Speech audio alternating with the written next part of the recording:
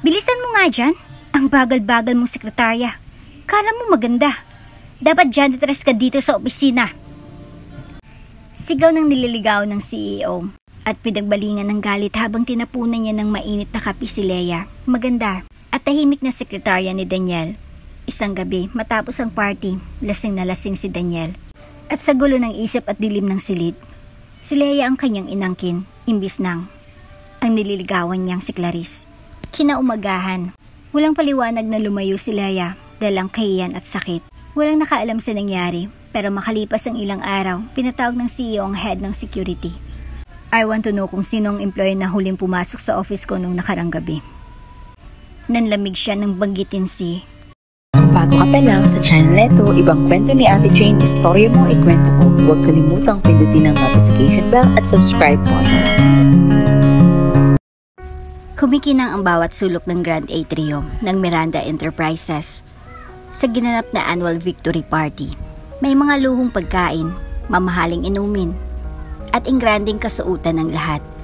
Ngunit sa kabila ng kasayahan, isang pares ng matang malamlam ang palihim na sumusulyap sa isang lalaking palaging laman ng kanyang panaginip. Si Daniel Miranda, ang CEO. Si Leia, tahimik na sekretarya, ay nandun lang sa isang gilid, bitbit ang kanyang tablet, naka all black na corporate attire, at nakaban ang buhok. Hindi siya dapat kasama sa party, pero kinakailangan niya itong attendan para siguraduhing maayos ang presentation materials para kay Daniel. Grabe no? Ang hot pa rin ng boss natin kahit lasing na. Bulong ng isang empleyado sa katabing babae. Kung ako si Clarice, hindi ko na talaga bibitawan yon. Jackpot na, ganda na, yaman pa. Si Leia hindi lang umimik. Tinapik niya ang screen ng tablet niya at lumayo ng konti. Sa sulok ng ballroom, kita niya si Daniel na tinutustusan ng alak ng kanyang nililigawang si Clarice. Naka-red gown ito, seductive at mapang-akit ang aura. Pero halatang wala sa sarili si Daniel, mapungay ang mata at malakas ang tawa. Pagkalipas ng ilang minuto, nagsimula nang magsialis ang karamihan. Nagtungo si Daniel sa private lounge sa taas ng opisina. Lasing na lasing. Iniwang nag-aayos pa si Leia sa backstage. Isang tawag ang dumating sa kanyang cellphone. Galing kay Daniel. Sir? Sagot niya. Alalang baka may naiwan pa itong mahalagang bagay. Pumunta ka rito, Clarice. May hinang sabi sa kabilang linya. Halatang hilo sa kalasingan. Po? Pumunta rito. Now. Sabay baba ng tawag. Napakunot ang noo ni Leia. Bakit siya tinatawag? At Clarice ang tawag sa kanya? Umakyat siya agad pagdating niya sa lounge. Madilim ang paligid, tanging lampshade lang ang bukas. Nakaupo si Daniel sa sofa, nakasandal, bahagyang nakapikit. Sir? Maingat yung tawag. Ngunit bago pa siya makalapit ng lubos, bigla siyang hinila ng lalaki. Clarice, finally. Bulong nito, sabay yakap sa kanya at halik sa kanyang leeg. Nagpupumigla si Leia. Sir, hindi po ako si... Ngunit mahigpit ang pagkakayakap ni Daniel. Lasing, wala sa sarili. Ang amoy ng alak at pabango nito ay nakakalasing din sa isip ni Leia. Sir, please. Ako po si Leia. Ngunit wala ng boses na lumalabas mula sa kanya. Sa loob ng ilang segundo, ang kanyang pagtutulay na tabunan ng gulo ng emosyon, ng takot, ng pagkabigla. At sa likod ng kanyang isipan, gusto niyang tumakbo, magsumbong, o sumigaw. Pero ang kanyang katawan ay tila napako. Isa itong gabi na hindi niya inaasahang mangyayari. At sa gitna ng dilim, sa loob ng kwartong iyon ng pagkakalimot at kalasingan, may nangyari sa pagitan nila. Si Leia ay nakaramdam ng kaiyan, galit, at pagkasira sa sarili. Nang mauna siyang umalis sa kwartong iyon, ay tuluyang bumagsak ang luha. Kinuha niya ang kanyang gamit at lumabas ng silid. Lahat ng dumaan sa hallway ay wala ring kaalam-alam sa kung anong nangyari. Habang naglalakad siya pa uwi, parang bumagal ang mundo, para siyang lumulutang. Inireplay niya sa isipan ang bawat eksena kagabi. Ang pagtawag sa kanya, ang pagkakakilala sa kanya bilang Clarice, ang halik, ang yakap, ang gabi na hindi mabubura.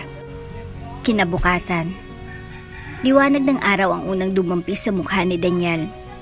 Nang tumingin siya sa tabi, wala na si Leia. Hindi man lang niya maalala ang mukha ng babae. Hindi niya maintindihan ang nararamdaman. Gusto niyang makita ulit ito ngunit di niya alam kung paano. Mula ng gabing iyon, tuluyan nang nagbago ang mundo ni Leia. Hindi na siya muling pumasok sa opisina kinabukasan. Hindi rin niya sinagot ang alinmang tawag mula sa HR o sa mismong assistant ni Daniel. Ang mga paanyaya sa debriefing meeting at reports ay nanatiling unread sa kanyang email inbox. Habang siya naman ay nakatingin lamang sa kasame ng kanyang mumunting kwarto, parang robot na walang lakas huminga. 3 araw siyang hindi lumabas. Halos walang kinain, walang tulog. Ang kanyang katawan ay naroon pero ang isip ay tila nawala sa isang mapait na bangungot na paulit-ulit niyang gustong takasan. Dumating si Clara, ang tanging kaibigan niya sa opisina, isang HR assistant na daging kakapit niya sa gitna ng mga tsismosa at mapanghusgang mata sa building. Leia, sinabihan na ako ni Ma'am Denise, kung hindi ka raw sumipot hanggang Friday, may replacement ka na sa posisyon mo. Bungad ni Clara habang inilalapag ang daladalang grocery. Hindi sumagot si Leia. Leia, magsalita ka naman. Anong nangyari? Tahimik. Alam ko may nangyari. Nakita kitang umiiyak nung gabi ng party. Alam kong hindi ka lang basta napagod. Napaluwa si Leia. Unti-unting bumulwak ang luha sa kanyang mga mata at tuluyang humulagpos ang tinig. Clara, ako ang babaeng kasama ni Sir Daniel nung gabi ng party. Nanlaki ang mata ni Clara. Ha? Anong ibig mong sabihin? Akala ko si Clarice ang nililigawan niya. Hindi niya ako nakita ng maayos. Lasing siya. Tinawagan niya ako. Akala niya si Clarice ako. Dinala niya ako sa lounge. Tinawag niya akong Clarice at may nangyari sa amin. Hindi agad nakapagsalita si Clara. Nanatili siyang nakatingin kay Leia. Hindi alam kung anong uunahin, ang gulat, ang awa, o ang galit. Sinubukan ko siyang itulak, Clara. Pero hindi ko siya mapigilan at ewan ko, para akong na-paralyzed. Hindi ko na siya napigilan. Niyakap ni Clara si Leia. Mahigpit, puno ng pag-unawa. Hindi mo kasalanan. Hindi mo kasalanan yan, Leia. Paulit-ulit yang sambit habang hinahaplos ang likod ng kaibigan. Lumipas ang mga linggo. Hindi na bumalik si Leia sa opisina. Hindi rin narinyo ang kanyang kontrata. Tahimik siyang namuhay sa probinsya ng Tarlac. Sa lumang bahay ng kanyang yumaong lola. Nag-apply siya bilang online transcriptionist. Tahimik, simple, walang nakakakilala sa kanya. Pero isang araw, habang naglalaba, bigla siyang nahilo. Hindi ito ordinaryong hilo. May kasamang pagsusuka at pananakit ng ulo. Ipinagsawalang bahala niya ito sa una. Ngunit nang tumagal at naging regular ang sintomas, napilitan siyang magpa-check up sa maliit na klinika sa bayan. Congratulations, miss. Buntis ka. Nasa 7 weeks ka na. Parang huminto ang ikot ng mundo ni Leia. Ang puso niya ay parang pidiga. Hindi niya alam kung matutuwa siya o matatakot. Pero isang bagay ang sigurado, hindi siya handa. Bakit ngayon pa? Bulong niya sa sarili habang nakaupo sa gilid ng kama kinagabihan. Hindi niya alam kung paano sasabihin ito. Kay Clara lang siya, may lakas ng loob na magsabi. Clara, buntis ako. Diyos ko, Leia. Sigurado ka? Si Daniel bang ama? Oo, wala nang iba. Siya lang. Tumahimik si Clara sa kabilang linya hanggang sa marinig ang mihinang tinig nito. Anong plano mo? Lalayo ko ang bata. Ayokong malaman niya. Ayokong lumaki ang anak ko sa gulo at kasinungalingan. Ayokong maging chismis kami sa buong kumpanya. At higit sa lahat, ayokong makita siya sa mata ng anak ko na hindi alam ang totoo. Kahit may karapatan siyang malaman, hindi niya naman ako pinansin noon. Hindi niya rin ako naalala. Anong silbi ng karapatang yun kung ako lang ang makipaglaban? Tumulang luha ni Leia, hindi dahil sa galit, kundi dahil sa sakit ng katotohanang iniwan siya ng tadhana sa isang desisyong wala siyang kasiguruhan. Ipinagpatuloy niya ang kanyang tahimik na pamumuhay. Itinagong mabuti ang pagbubuntis. Hindi siya nag-post online, wala ring contact sa dating opisina maliban kay Clara. At lingid sa kaalaman ng lahat, ay laging nagpapadala ng vitamins at gamit para sa sanggol. Pagdating nila sa ikaw-long buwan, malaki na ang tiyan ni Leia. May pangalan na siyang naisip para sa anak. Liam, kung lalaki. Liana kung babae. Isang gabi, habang pinapakinggan niya ang tibok ng kanyang tiyan, bumulong siya. Anak, kahit anong mangyari, hindi kita pababayaan. Hindi mo kailangang malaman kung sino siya, basta ang mahalaga. Nandito ako. Hindi niya alam na ang simpleng desisyong iyon ang magtutulak ng isang sunod-sunod na pagkalito, pagkukunwari, at pagbubunyag na muling gugulo sa tahimik niyang mundo. Halos 1 taon na matapos ang biglaang pagkawala ni Leia. Bumalik sa normal ang takbo ng Miranda Enterprises. Pero hindi si Daniel Miranda. Hindi rin natuloy ang panliligaw ng binata kay Clarice dahil nalaman niya na marami pala silang naliligaw sa babae. At nalaman din niyang ibang babaeng kanyang naka one night stand dahil may naalala siya na may nakwento sa kanyang dalagang si Leia matapos ang nangyari sa kanila, ngunit malabo ang mukha ng babae ng mga oras na iyon para kay Daniel.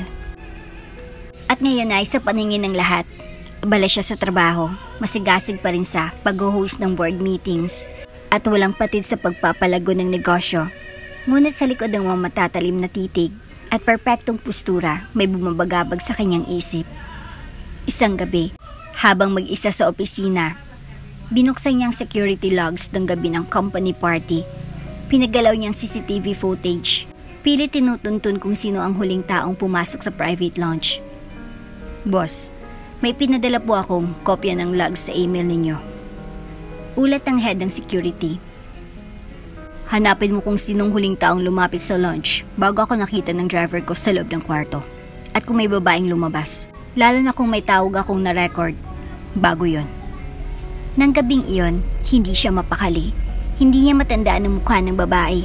Pero may isang bagay na hindi makalimutan. Ang tawag dito sa kanya, Sir.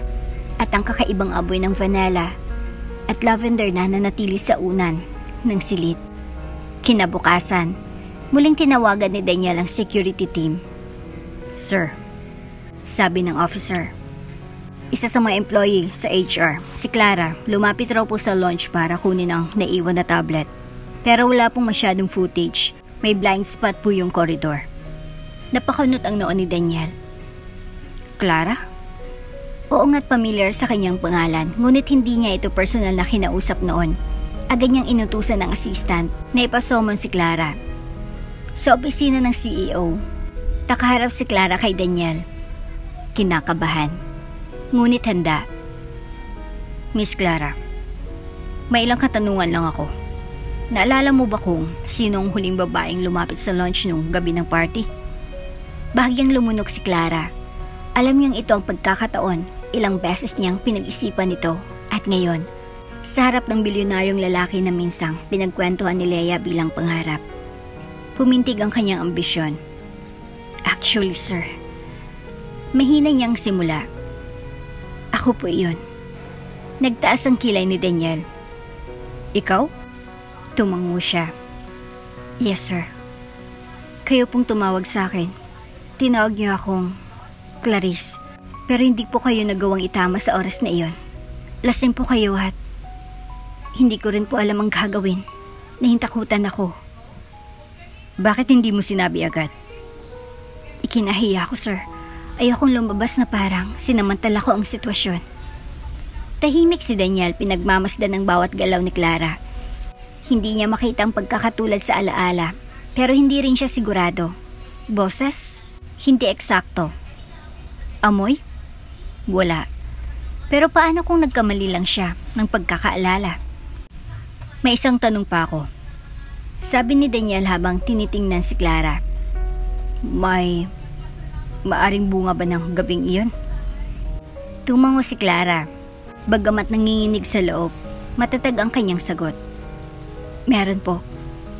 Nasaan ang bata? Nasa bahay po. 3 buwang gulang. Lalaki. Huminga ng malalim si Daniel. Gusto kong makita ang bata. Gusto kong malaman ng totoo. Kung ako ang ama, may karapatan akong makilala siya. At doon nagsimulang kasinungalingan. Kinabukasan, dinala ni Clara ang kanyang tunay na anak. Ang anak niya sa lalaki minsang minahal ngunit iniwan siya. Hindi anak ni Daniel, hindi anak ng CEO, ngunit mukhang sapat sa pagkakahawig, kulay ng buhok, hugis ng mata. Sapat na hindi upang pagdudahan. Habang hawak ni Daniel ang sanggol, hindi niya may tagong emosyong biglang bumalot sa puso niya. Anong pangalan niya? Nathan. Sagot ni Clara, pinilit itago ang kaba. Napatitig si Daniel sa sanggol. Sa kabila ng pagdududa, may parte sa kanya na gustong maniwala. Gusto niyang paniwalaan na kahit sa isang pagkakamali, may mabubuting bunga. Nais kong kilalanin siya. Gusto kong ituring siyang akin. At kung hindi ka tutol, nais ko rin kayong dalhin sa mansyon para mas mabigyan ng maayos na buhay ang bata. Nanlaki ang mga mata ni Clara. Parang musika sa kanyang tenga ang bawat salitang lumabas sa bibig ng CEO. Isang panaginip na hindi niya kailanman inakaalang posibleng magkakatotoo. Oo naman, sir. Maraming salamat po. Isa pang bagay. Dagdag ni Daniel. Pakiusap. Huwag mo na itong ipaalam kahit kanino. Ayoko magkaroon ng iskandalo. Hindi pa ako handang ipaalam sa board o sa media. Mabilis siyang tumango. Niintindihan ko, sir. Sa loob ng kanyang isipan, nagsisigawan ang lahat ng boses ng konsensya. Ngunit mas malakas ang bulong ng ambisyon. Kung ito ang pagkakataon niyang umahon, ipaglaban ang anak at sarili, gagawin niya kaysa kasinungalingan. At sa loob ng mansyon, habang iniikot ni Clara ang kanyang paningin sa magarang chandelier, imported na sofa at malalawak na bintana, isang ngiti ang sumilay sa kanyang labi. Isang ngiting hindi mo alam kung tagumpay o kapahamakan ng dulot. Tahimik ang gabi sa Miranda Mansion, ngunit puno ng damdamin ang bawat sulok. Mula sa marangyang bintana ng second floor, tanaw ni Clara ang malapalasyong hardin na nilalatagan ng ilaw. Sa kanyang mga bisig, mahimbing ang tulog ng batang si Nathan, ang anak niyang ipinakilala bilang bunga ng isang gabing hindi kailanman kanya. Isang linggo nang lumipas mula nang dalhin sila ni Daniel sa mansyon. Lahat ng kailangan nila ibinigay mula sa yaya ng bata hanggang sa personal na stylist at nutritionist para kay Clara. Isang buhay na hindi niya kailanman naranasan o naisip na mararating. Kung panaginip lang to, ayaw kong magising. Bulong niya sa sarili habang pinapainom ng gatas si Nathan. Pagpasok ni Daniel sa nursery, agad siyang binati ng ngiti ng CEO. Hindi itong ngiting nakikita ng mga empleyado sa opisina. Ito ay malumanay, payapa, may halong paglalambing. Kamusta ang mag-ina ko? Tanong niya, habang lumapit at hinawakan ng maliit na kamay ni Nathan. Mahimbing ang tulog niya. Sagot ni Clara, pilit kinukubli ang kaba. Alam mo, sa bawat araw na lumilipas, mas lalo akong naniniwala na tamang naging desisyon ko. Tungkol saan? Tanong ni Clara bagamat alam niya na ang sagot. Tanggapin kayong dalawa. Simula nung pumasok kayo sa bahay na to, pakiramdam ko buo na ulit ang mundo ko. May dahilan na ulit ako para bumangon, hindi lang para sa negosyo, kundi para sa pamilya. Muntik nang mahulog ang hawak na bote ni Clara. Pamilya.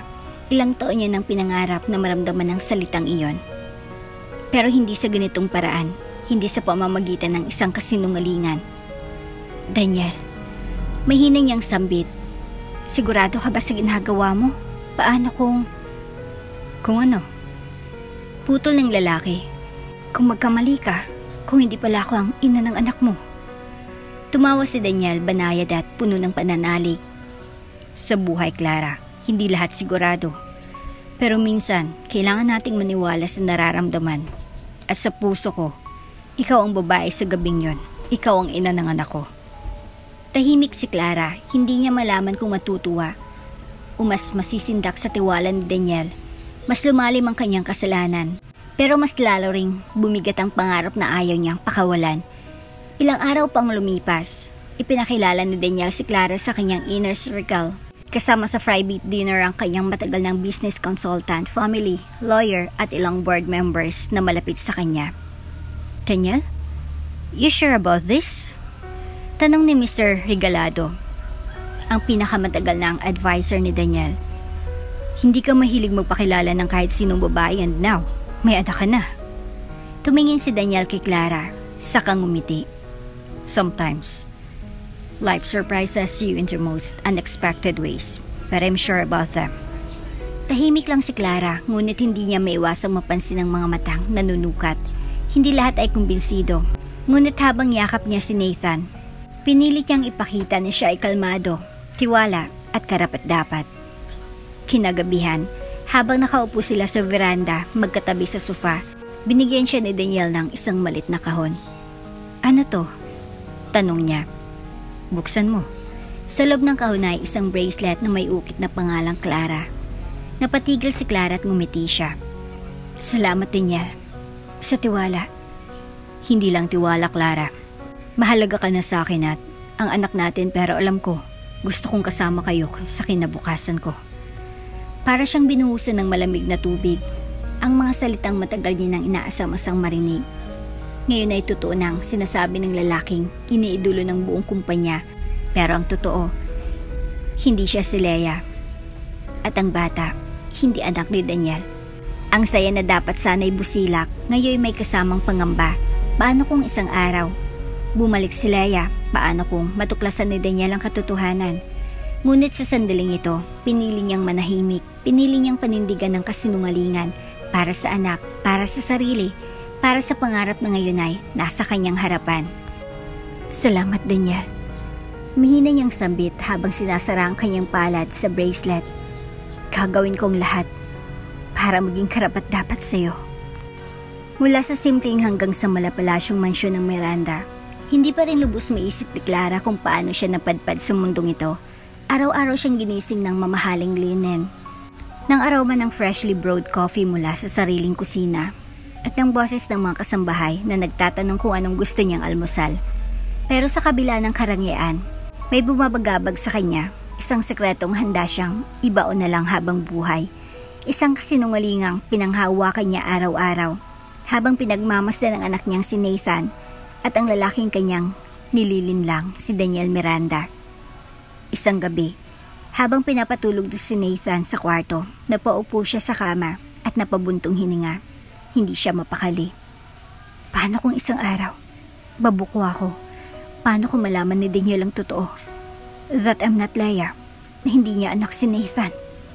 Bumigat ang dibdib ni Clara sa isiping iyon. Kaya't kahit ilang beses nang inalok ni Daniel na ipakilala siya sa mga kaibigan, business partners at publiko, lagi niya itong tinatanggihan. Daniel, hindi pa siguro panahon. Mas mabuting tahimik muna tayo.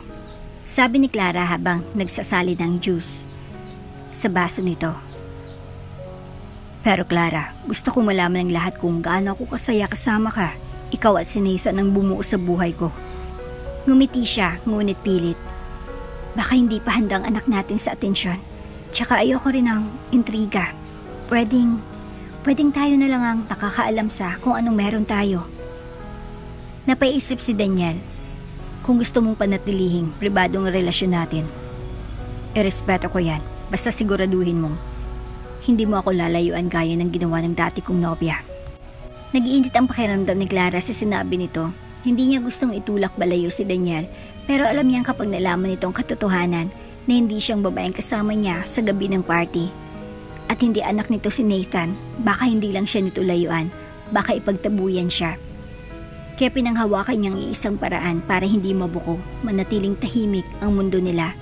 Hanggat maaari, hindi siya lumalabas kasama si Daniel. Laging may dahilan para iwasan ang mga social events. Migraine, hindi magandang pakiramdam o biglaang pag-alaga kay Nathan. Nagpatulong pa siya sa isang kilalang stylist para magbago siya ng ayos ng buhok. Para kung sakaling may makakilala sa kanya mula sa opisina dati, hindi siya agad mapansin. Isang araw, habang nakaupo sa veranda, nilapitan siya ni Daniel. May paanyaya ang Miranda Foundation, Gala Night. Isa itong charity event and I want you and Nathan to come with me. Mabilis na kumabog ang dibdib ni Clara. Daniel, pwede ba? Huwag muna tayo sumama. Hindi ako sanay sa ganung event. Baka mapahiya lang tayo. Mapahiya? Saan ka nahihiya? Sa sarili ko, hindi ko alam kung paano humarap sa mga tao. Hindi ko kabisado ang mundo mo. Huminga ng malalim si Daniel. Alam mo bang kaya kita minahal? Dahil hindi ka katulad ng iba. Hindi mo kailangang kabisaduhin ang mundo ko. Basta kasama ka, sapat na. Tumango si Clara. Ngunit sa loob-loob niya, alam niyang hindi iyon totoo. Dahil kapag nalaman ni Daniel kung sino talaga siya at kung sino ang tunay na ama ng bata, baka tuluyang gumuho ang lahat. Mula sa loob ng opisina, nakatanaw si Daniel sa malawak na hardin ng Miranda Mansion habang iniikot sa kamay ang tasa ng kape. Hindi niya mapigilan ang pagbalik-balikan sa kanyang isipan ng madetalye ng isang gabi hanggang ngayon. Ay malinaw pa rin sa kanya ang boses, ang halimuyak, ang haplos. Ngunit habang minamasdan niya si Clara, ang babaeng ipinakilala sa kanya bilang si Leia, unti-unting humihina ang paniniwala niya. May mali, may kulang, may hindi tumutugma. Mula nang dinala niya si Clara at si Nathan sa kanyang bahay, palagi na lang itong aligaga, laging iwas sa usapan tungkol sa nakaraan at may kakaibang kilos tuwing tumutunog ang cellphone nito. Isang gabi, habang sabay sila nanonood ng TV, biglang tumunog ang phone ni Clara. Agad niya itong kinuha. Mabilis, parang ayaw mabasa ang pangalan sa screen. Pero sa isang iglap, nakita ni Daniel ang pangalan bago ito maswipe. Carlo. Nagkunwaring kalmado si Clara. Tumayo. Saglit lang, Daniel. Tatawagan ko lang si Yaya. Baka kailangan ako ni Nathan. Sa labas ng veranda, hindi narinig ni Daniel ang buong usapan, ngunit rinig niya ang biglaang pagtaas ng boses ni Clara. Wala kang karapatang manghimasok. Hindi ba sinabi ko na sa'yo? Huwag mo na akong guluhin. Tahimik na bumalik si Clara makalipas ang ilang minuto. Pinilit ng ngiti. Okay na si Nathan. Nakatulog na. Yung kausap mo, si Carlo ba yun? Tanong ni Daniel, diretso. Halos hindi makahinga si Clara. Oo, pinsan ko. May problema lang, gusto magpatulong. Tumango si Daniel pero ramdam ni Clara na hindi siya kumbinsido. 5 years later, mainit at mataong ginanap na Miranda Foundation Charity Bazaar sa bayan ng San Luis. Danda-daang pamilya mula sa iba't ibang barangay ang dumalo. May kasamang mga libreng check-up, school supplies, feeding program para sa mga bata.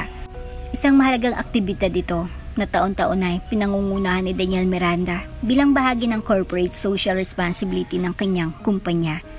Ngunit sa taong ito, mas personal ang pakiramdam ni Daniel. Tulad ng dati, suot niyang simpleng polo at pantalon at mas pinili niyang hindi maging sentro ng atensyon. Nasa gilid lamang siya ng stage, tahimik na pinagmamasdan ang mga taong dumadalo. Hanggang naglakad-lakad si Daniel patungo sa feeding tent. Isang pamilyar na tinigang umalingaw sa kanyang tenga. Isang boses na matagal niya nang hindi naririnig.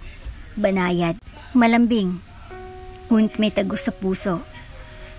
Liana, dahan-dahan lang. Hindi ka pwedeng tumakbo ng nakapaa. Napalingon si Daniel, doon niya nakita ang isang payat na babae na may hawak na plastic bag ng tinapay habang hinahabol ang isang batang babae na may mahabang bukat, maputing kutis. Parang tumigil ang mundo niya. Si Leia. Hindi siya sigurado noong una. Marami namang babaeng kahawig dito, lalo pat nakasimpleng t-shirt at maong pants lang ang babae. Nakabusod ang buhok. May bakas ng pawis sa noo at halatang hindi sanay sa ingranding kapiligiran.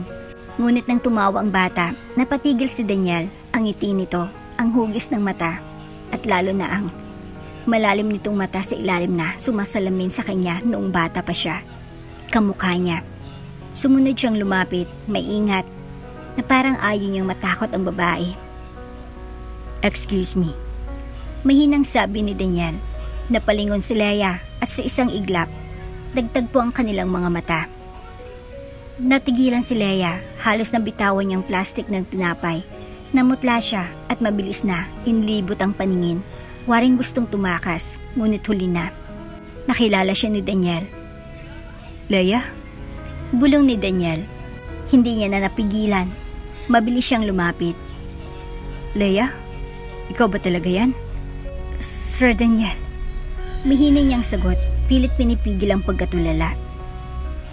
Anong ginagawa mo rito?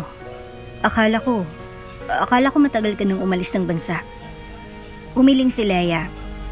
Nagtrabaho lang ako sandali sa ibang probinsya. Hindi ako umalis ng Pilipinas. Tumingin si Daniel sa batang babae. Anak mo? Oo. Napatingin si Daniel sa bata, 6 na taong gulang marahil. Tahimik lang ito, hawak ang laylayan ng damit ni Leia, pero ang mga mata, iyon ang lalong gumulo sa loob niya. Anong pangalan niya? Tanong ni Daniel, hindi inaalis ang tingin sa bata. Liana. Sagot ni Leia, may kaba sa boses. Liana. Ulit ni Daniel. Ilang taon na siya? Nag-aatubiling sumagot si Leia. 5 taon. Napatigil si Daniel. 5 taon. Tama ang bilang, kapareho ng panahon mula nang mawala si Leia, mula noong gabi ng party, mula ng gabing iyon, na hanggang ngayon ay hindi niya lubos maunawaan. Parang may sumipa sa dibdib ni Daniel, hindi niya alam kung galit, gulat o pagkalito ang nararamdaman niya. Leia. Mas pinatibay niya ang boses. Anong totoo? Hindi makasagot si Leia, napayuko siya, hindi niya alam kung handa na siyang ibunyag ang lahat. Sabihin mo sa akin, sinong ama ng anak mo? Napaluwa si Leia, pinilit niyang tumingin sa kanya, nanginginig ang boses. Daniel, ikaw ang ama ni Liana. Nanlamig si Daniel, hindi siya agad nakapagsalita. Bumalik sa kanya ang lahat, ang gabi ng kalasingan, ang boses na tinawag siyang sir, ang amoy ng lavender at ang marka sa binti na hindi niya muling nakita kay Clara. Biglang bumigat ang dibdib niya. Kung si Leia ang kasama ko sa gabing iyon, ibig sabihin, ikaw ang babae ng gabing iyon. Tahimik na tumango si Leia. Pero si Clara, hindi ako nagsalita dahil ayokong gulihin ang buhay mo. Ayokong idamay si Liana sa gulo. Nalaman ko na lang na may pinakilalang anak sa iyo. At si Clara, siyang kinilalang ina. Halos mabingi si Daniel sa revelasyon. Tumalikod siya sandali, nilakasan ng loob para hindi tuluyang masira ang kanyang composure sa harap ng bata. Nang bumaling siya muli kay Leia, mahigpit ang kanyang paningin. Bakit mo itinago ito sa akin? Dahil natakot ako, sagot ni Leia. Hindi mo ako naalala noon. Akala ko wala akong halaga. At hindi ko ginustong anumang connection kay Clara. Pero hindi ko rin naasahan na aabot sa ganito. Hindi na nakapagsalita si Daniel. Tiningnan siya ni Liana. Tila walang muwang ang bata. Ngiti-ngiti habang hawak ang isang laruang tinanggap mula sa boss. Ngunit sa kabila ng kanyang inosenteng tingin, dala niya ang bigat ng isang lihim na kahit tagal na itinago. At sa loob ni Daniel, unti-unting nabubuo ang desisyong kailangan niyang malaman ang buong katotohanan kahit masakit, kahit makasira ng buhay. Hindi pwedeng siya iyon. Pero paano kung siya nga? Pilit ikinukubli ni Daniel ang pagkalito habang nakaupo siya. Ang mga mata niya ay nakatuon sa likod ng babaeng payak ang suot. Kasamang naglalakad ang isang batang babae na tila kahugis ng kanyang mukha. Leia, siya ba talaga? At iyon ba, anak ko? Walang ibang ingay sa loob ng kotse kundi ang tunog ng kanyang hininga. Malalim, mabigat, puno ng tanong at emosyon. Hindi niya alam kung lalapitan ba niya o iwasan. Ngunit alam niya, hindi na siya matahimik. Hanggang hindi niya sinilip ang pintuan ng nakaraan na matagal niya nang pilit kinalimutan. Flashback. Gabi ng company party, champagne, tugtugan, tawanan. Si Daniel, CEO, maginoo, ngunit lasing. Lumabas siya sa hallway ng event hall. May hinahanap, may tinatawagan, Clarice. Bakit hindi sumasagot? Ngunit sa gulo ng isip, ibang numerong napindot at sa kabilang linya, may sumagot, mahina, magalang. Sir? Ang boses na iyon, mahinhin, nanginginig, parang kinakabahan sa tawag. Hindi nagtagal, may kumatok sa lounge, isang babaeng dumating. Hindi niya lubos maaninag ang mukha, madilim, at malabo ang paningin niya sa kalasingan. Ngunit ang amoy nito, lavender, banayad, halos mapanatag ang puso niyang balisa. Clarice. Bulong niya, akala niya iyon ang nililigawan niya. Ngunit hindi ito tumanggi, hindi rin ito lumaban. Hinayaan siyang lumapit, hinayaang yakapin siya, halikan, at tuluyang maganap ang isang gabing puno ng damdaming hindi niya kayang ikwento kahit kanino. At sa gitna ng katahimikan, habang nakayakap sa kanyang babae, may naramdaman siyang peklat sa binti nito, maliit, bilugan, sa kaliwang hita. "Tagasan ka?" tanong niya noon. Hindi ito sumagot, tanging katahimikan at haplos nang isinukli ng babae. Kinabukasan, pagmulat niya mula na ito, ang naiwan lang ay ang amoy ng lavender sa kanyang unan at ang alaala ng peklat sa hita, ang kaisa-isang tanda ng gabing iyon. Habang nakatayo si Daniel sa tabi ni Leia sa gilid ng charity event, nagsasalita ang puso niya ng mas malakas kaysa sa isip. "Pwede ba kitang makausap ng masinsinan?" tanong niya. Pinipigil ang nanginginig na boses. Tahimik lang si Leia, hindi umiwas ng tingin. Tumango siya. Dinala niya ito sa may tent sa likod ng stage, kung saan walang tao at tanging sila lang ang naroon. "Leia," panimula ni Daniel. Mababa ang boses, ngunit matalim ang bawat salita. "May gusto akong malaman. Isa lang. At hindi mo kailangang magsalita kung ayaw mo. Pero sana, ipakita mo." Nagtaka si Leia.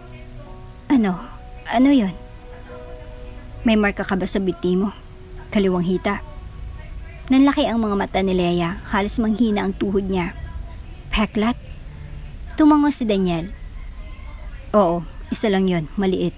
Pero iyon lang ang naiwan sa alaala ko. At gusto kong makita, para masigurado ko." Hindi gumalaw si Leia. Sa loob-loob niya, alam niyang ito ang sandali ng katotohanan. Ang sandaling hindi niya maitatago ang lahat. Ang sandaling susugal siya sa posibilidad ng pagtanggap o tuluyang paglayo. Tahimik niyang hinila pababa ang laylayan ng kanyang palda, marahan, nanginginig ang kamay. Sa ilalim ng putlang balat, lumitaw ang isang maliit na peklat sa kaliwang hita, bilog, mapusyaw. Tila naaaninag pa kahit tagal na ng pagkakapinsala. Parang may pumasok sa loob ni Daniel. Nabingi siya sa sarili niyang emosyon, sa mga tibok ng puso, sa mga alaala, sa katotohanan. Parang na-rewind ang gabi ng pagsasama nila. Naririnig niyang mahinhin na boses, nararamdaman niyang haplos, naamoy niyang lavender. Lahat ay bumalik, lahat ay naging malinaw. Si Leia ang kasama niya, hindi si Clara. At kung si Leia nga, ibig sabihin, ang batang nakita niyang kamukhang kamukha niya ay anak niya. Napaatras siya. Napaupo sa bangkong kahoy, hawak ang sentido, nangingilid ang luha, galit, sakit, gulat, ngunit higit sa lahat, pagkabigo. Bigo sa sarili, bigo sa mga desisyong pinaniniwalaan, at bigo sa babaeng halos sinamba niya sa ngalan ng pagmamahal. Clara. "Leia." Halos babulong yung tawag. "Anong nangyari? Bakit mo ko iniwan?" Hindi na rin napigilan ni Leia ang kanyang emosyon. Tumulo ang luha sa kanyang pisngi habang nagsalita. "Dahil natakot ako, Daniel. Hindi mo ako naaalala. Hindi mo alam na akong kasama mo. At ayokong ipilit ang sarili ko sa isang lalaking hindi naman sigurado kung sinong minahal niya." Napatitig si Daniel, ang sakit ng katotohanan ay tila pumunit sa kanyang dibdib. "Pero ako dapat ang naghanap sa'yo," sabi niya, paus ng boses. "Ako dapat ang lumaban. Pero naniwala ako sa kasinungalingan.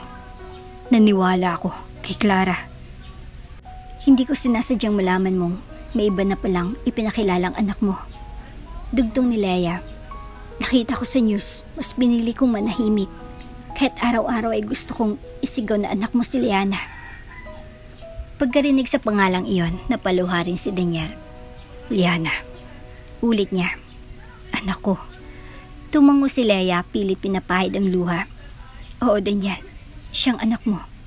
Walang ibang narinig si Daniel kundi ang tinig ng nakaraan at ang tibok ng puso niya ngayong alam niya na ang totoo. Ngayon, wala nang balakid, wala nang dahilan para magduda. Alam niya ang susunod niyang hakbang ay ang paghanap ng katibayan para harapin ang babaeng tumaksil sa kanya.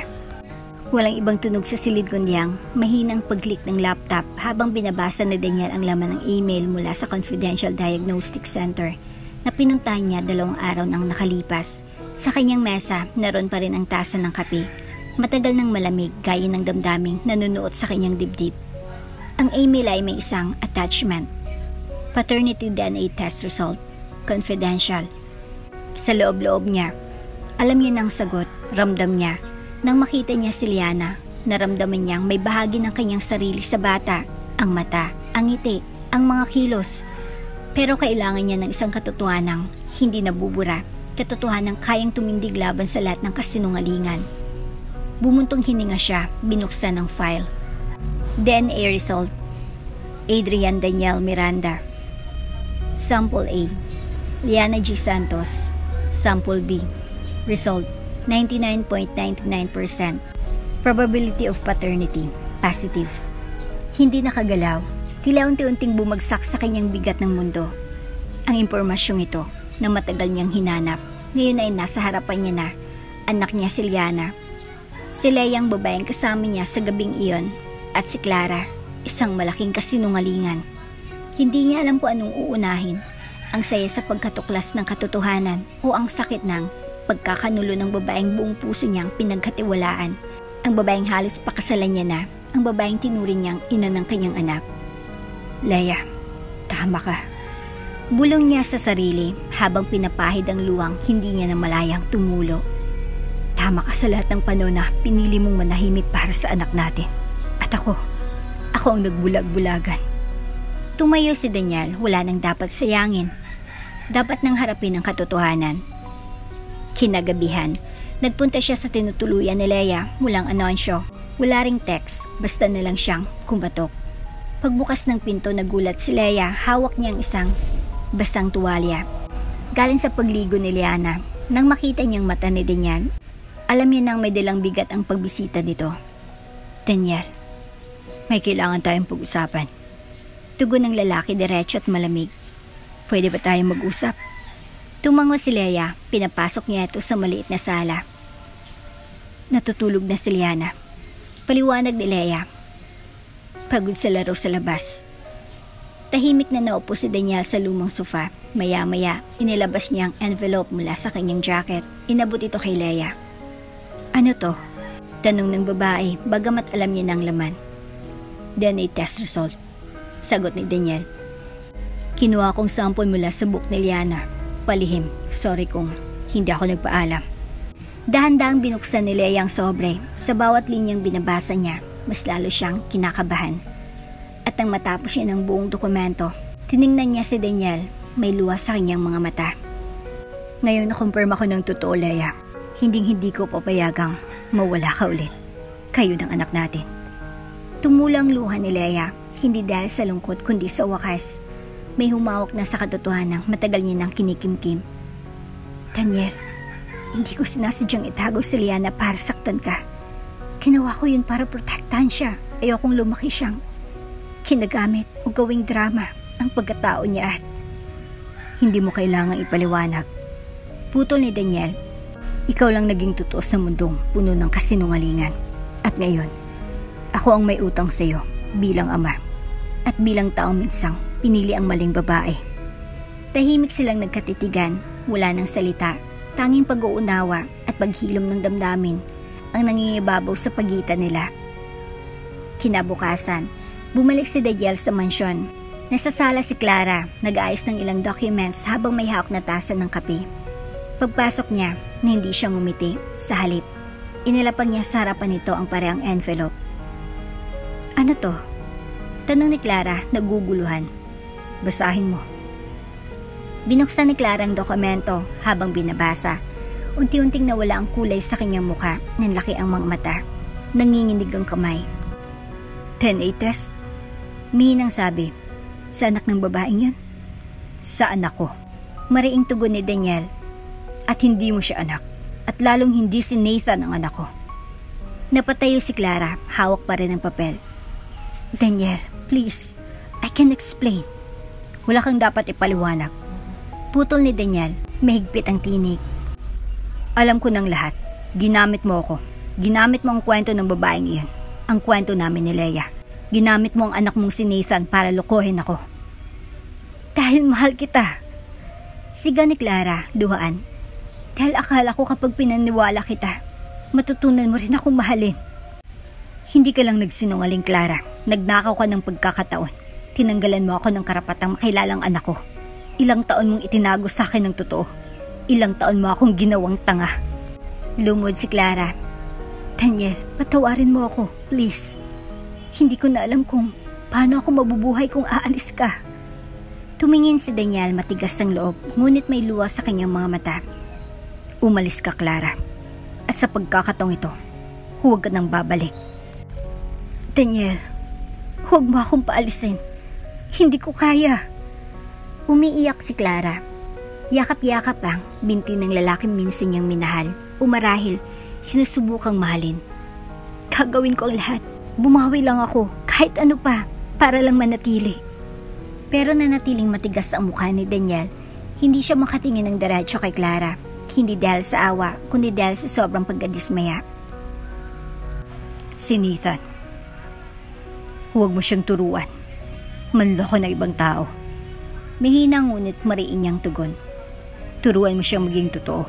Dahil ikaw, pinili mong ilayo ang mundo mo sa kasinungalingan. At ngayon, gumuho na ito. Pero Daniel, tumigil ka na. Sa pagkakataong ito, tumingin na siya sa babae. Hindi na ito ang tinging may lambing. Hindi na ito ang titig ng pag-ibig. Ito ay tinging puno ng panghihinayang at ang isang desisyong matagal ng hinog sa sakit. Hindi ko na kayang ipilit ang sarili ko sa relasyong peke. Pinilit kong paniwalaan na tayo, Clara, na may halagang pinagsamahan natin. Pero lahat ng yun, binura mo dahil sa isang kasinungalingang pinili mong panindigan. Tumigil si Clara sa pag-iyak.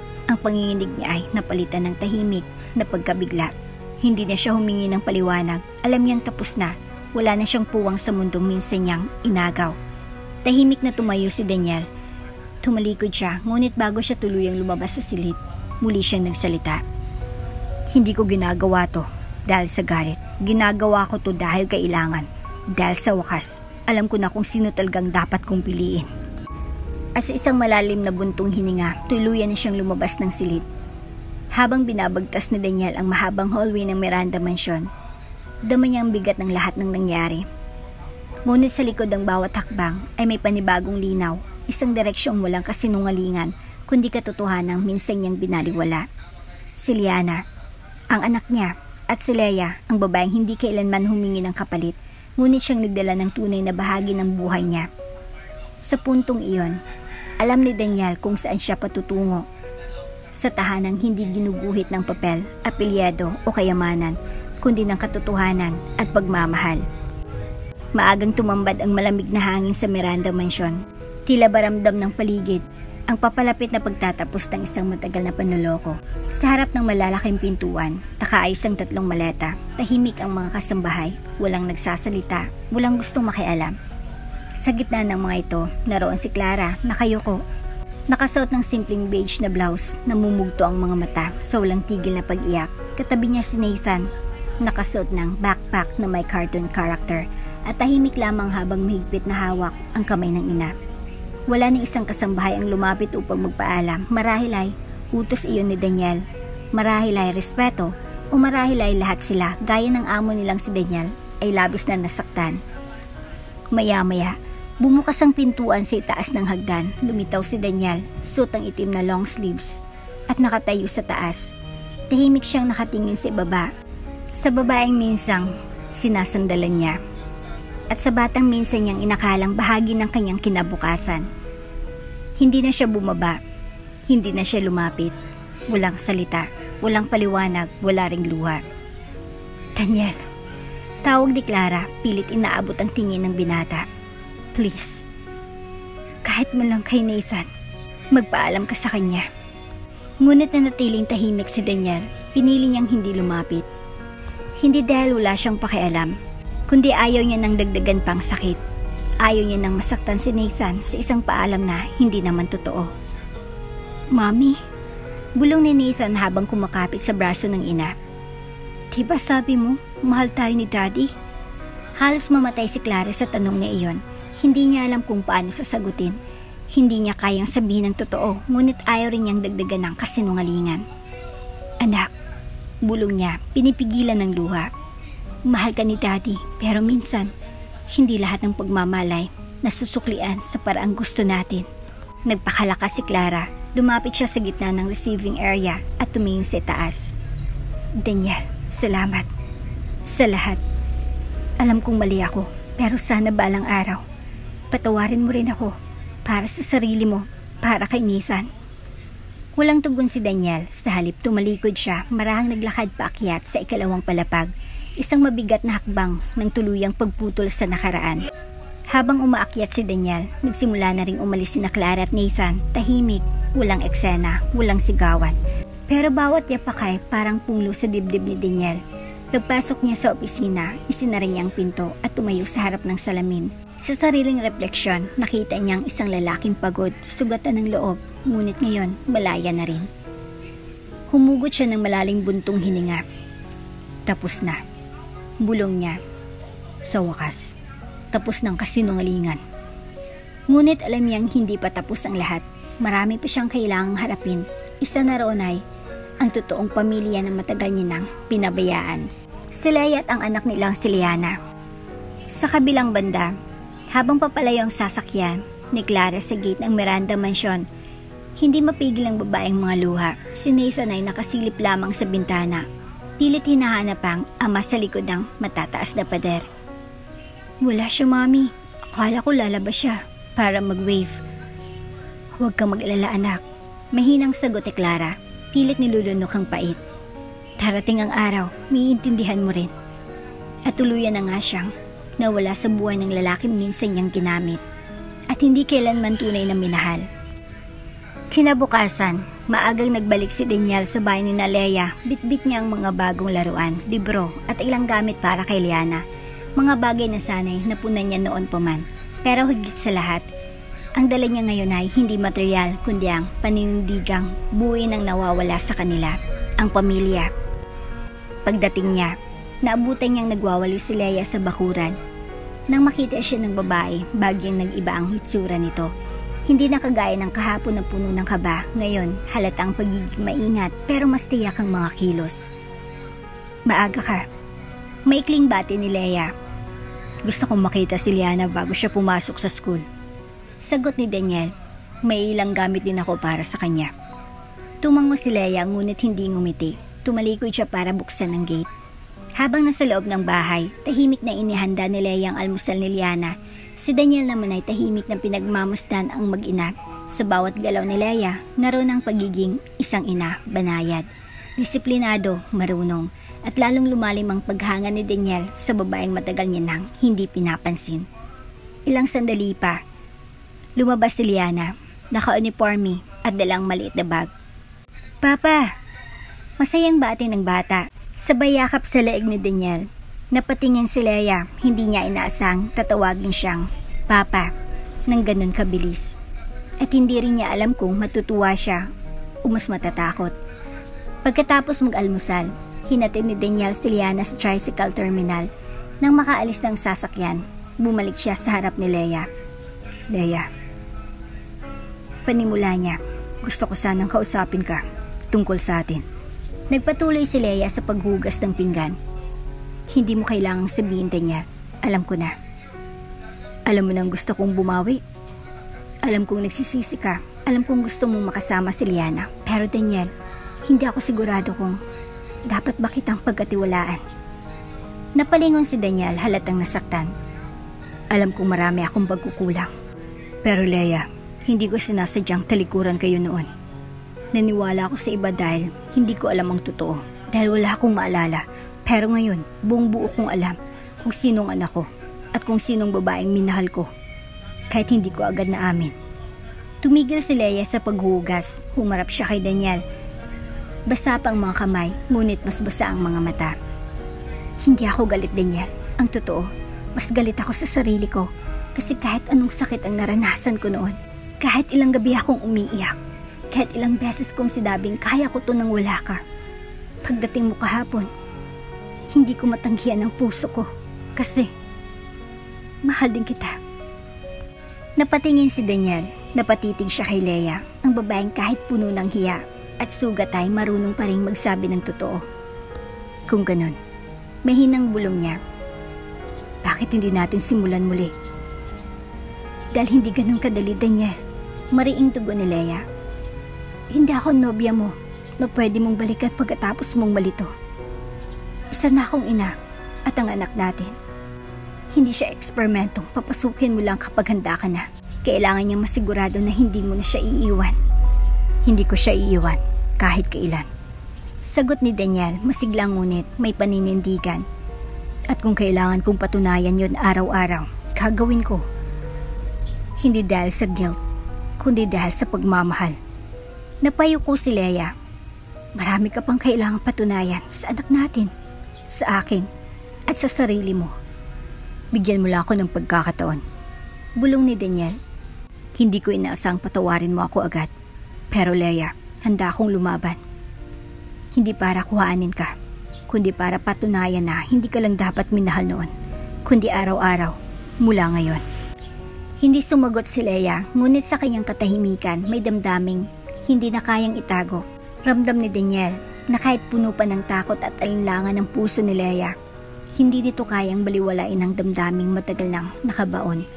Bago siya umalis, iniabot ni Daniel ang isang maliit na sketchpad kay Leia. Para kay Liana. Nag-drawing ako kagabi. Gusto ko sana may parte ako sa mga kwento niya. Tiningnan ni Leia ang laman. Drawing ni Daniel ng isang maliit na pamilya. May batang babae sa gitna, isang ina at isang ama na hawak ang kamay nila. Sa ilalim nito ay may nakasulat. Lalaban ako para sa'yo, para sa atin. Hindi nakala ni Leia na darating ang araw na ang tahimik nilang buhay ay muling babaguhin ng isang taong matagal niyang isinara ang puso para sa kanya. Pero ito si Daniel, araw-araw dumadalaw. Laging may dalang simpleng bagay, pagkain, school supplies para kay Liana, minsan bulaklak mula sa hardin ng eskwelahan o kahit panyo kapag alam niyang umuulan. Mula sa lalaking minsang tumalikod, ngayon ay isang ama at lalaki na marunong ng manindigan. Bakit mo ginagawa lahat to? Tanong ni Leia minsang nadatnan niyang pinapalitan ni Daniel ang bubong ng kanilang malit na kubo gamit ang sariling gastos. Dahil gusto kong maramdaman mong hindi kita iiwan. Hindi lang dahil sa anak natin, kundi dahil sa'yo, sa inyong dalawa.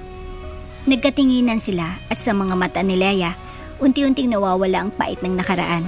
Hindi pa rin ganap ang tiwala pero may puwang na, may espasyo na muling binubuksan. Sa mga sumunod na araw, si Daniel ang naging consistent na tagapaghatid at sundo kay Liana. Tuwing lunch break, pinupuntahan niya ito sa eskwelahan at minsan ay nagbaod pa siya ng paborito nitong sopas. Si Papa, lagi akong inaabutan sa gate. Kwento ni Liana habang sabay-sabay silang kumakain ng tanghalian. Napatingin si Leia sa bata, sa kanyang ngiti, sa kinang ng mga mata nito at nararamdaman niya ang isang bagay na matagal nang hindi niya naramdaman, katahimikan. Hindi dahil walang ingay, kundi dahil tahimik na ang puso niyang dati puno ng duda. Isang gabi, habang natutulog na si Liana, naiwan sina Daniel at Leia sa labas ng bahay, nagkakape sa ilalim ng ilaw ng poste. Salamat, mahinang sabi ni Leia. Napatingin si Daniel. Para saan? Sa lahat, sa effort sa araw-araw mong paninindigan. Sa hindi pagsuko. Ngumiti si Daniel. Alam kong wala akong karapatang madaliin ka, pero salamat sa pagbibigay mo ng kahit konting espasyo. Tumango si Leia. Wala pa akong kayang ipangako, pero gusto ko lang malaman mo, napapansin ko lahat. Hindi ka na katulad ng dati. Natahimik sila, pero ang katahimikan ay hindi na mabigat. Waray pareha silang nagkakaintindihan kahit walang salita. Sa isang community event sa barangay, inimbita si Leia na magluto para sa feeding program ng mga bata. Nagulat siya nang malaman niyang si Daniel pala ang isa sa mga co-sponsor ng event. Para saan pat CEO ako kung hindi ko malang matulungan ang mga taong mahal ko. Biro ni Daniel. Sa buong araw na iyon, si Daniel ang naging assistant ni Leia. Siyang taga-abot ng kaldero, taga-ayos ng mesa, taga-punas ng pawis. Ang laki na ng pinagbago mo. Sabi ng isang kapitbahay. Ang swerte ni Leia, nagbalik ng ama ng anak niya na ganyan kabait. Napangiti si Leia at sa unang pagkakataon, hindi siya nahiya sa komento dahil sa puso niya alam niyang hindi na siya nag-iisa. Isang hapon habang naglalaro si Liana sa likod ng bahay, lumapit si Daniel kay Leia na nooy naglalaba. Leia, may tanong ako. Ano yon? Sagot niya. Patuloy sa pagkukusot ng damit. Pwede bang ngayong gabi ako lang man ang magluto ng hapunan niyo? Napatawa si Leia. Sigurado ka ba? Baka ma-food poison kami. Gusto kong subukan. Sa bahay ko puro chef ang nagluluto. Gusto kong matutunan kung paano ba magpakain mula sa sariling kamay. Yung tipong ikaw ang gumawa, ikaw ang nag-alay. Pumayag si Leia at pagkagabi sa ilalim ng ilaw ng kandila dahil brown out sa lugar, naghapunan silang tatlo ng ginisang sardinas at itlog na niluto ni Daniel. Walang espesyal sa putahe pero espesyal ang bawat subo dahil sinamahan ito ng katapatan, presensya at pagsisikap. Kinagabihan, habang pinapatulog ni Leia si Liana, hindi niya mapigilang mapatitig sa anak. Liana, bulong niya, masaya ka ba kapag kasama ang papa mo? Opo, mama. Sagot ng bata. Lagi pa akong excited kapag nakikita ko siya. Pwede ba natin siyang kasama palagi? Napaluwa si Leia. Sa wakas, nararamdaman niya na hindi lang siyang tinatablan ng panunuyo ni Daniel. Pati ang anak nila ay unti-unting nabubuo. Hindi lang bilang bata, kundi bilang isang buong anak sa harap ng kanyang magulang. Sa labas, habang nagliligpit ng kanyang gamit sa sasakyan, lumabas si Leia. Daniel, napalingon ito. Bakit? Kung hindi ka pa busy bukas, may PTA meeting sa school ni Liana. Baka gusto mong sumama. Saglit na natigilan si Daniel, pero pagkaraan ng ilang segundo, ngumiti siya. Kaya't isama mo ako sa linis ng classroom. Pupunta ako. Ngumiti si Leia. Hindi pa kita tinatanggap bilang partner, pero bilang ama. Unti-unti muna kaming napapalapit sa iyo. Salamat sa pagiging totoo. At sa mga sandaling iyon, tila may pinto sa puso ni Leia na bahagyang bumukas. Hindi pa buo pero sapat na para pasukin ng liwanag. Liwanag ng posibilidad, ng paghilom at marahil ng panibagong pag-ibig.